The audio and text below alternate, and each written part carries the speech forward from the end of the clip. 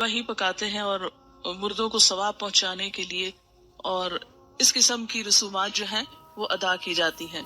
और उसके लिए दलील क्या देते हैं? बाज का ख्याल ये है कि नबी सल्लल्लाहु अलैहि वसल्लम का दंदान मुबारक उहद की जंग में शहीद हुआ था, तो उस वक्त आपसे रोटी नहीं खाई जाती थी, आपको हलवा पका कर दिया गया था।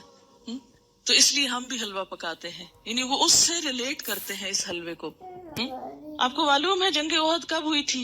शाबाश, शव्वाल 2 हिजरी में हुई थी।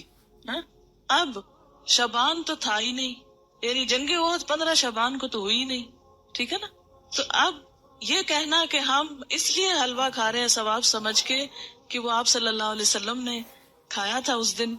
और दूसरी बात ये है कि अरबों के यहाँ ये जिस किस्म का आप हलवा पकाते और खाते हैं और जो रस्म मनाते हैं, इस तरह का हलवा ये अरब डिश नहीं है। बेसिकली इस तरह के हलवे की रेसिपी फर्क है।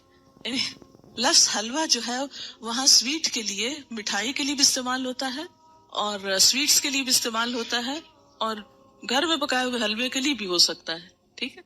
लेकिन ये जो हम आमतौर पर सूजी का हलवा पकाते हैं और एक खास तरह से रंग वगैरह भी डाल लेते हैं बाज़ औक़ात उसमें, तो ये हमारे अपने जायके हैं और अपने खाने पीने के सिलसिले, और पूरी उसका तो आप सोचे भी ना।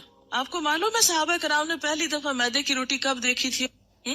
नबी सल्लल्लाहु अलैहि वसल्लम के जमाने में कभी मैदे की रोटी पकी ही नहीं थी, पकाई ही नहीं गई थी। और आप खुद क्या तनावल फरमाते थे? जौ की रोटी, अनछने आटे की रोटी।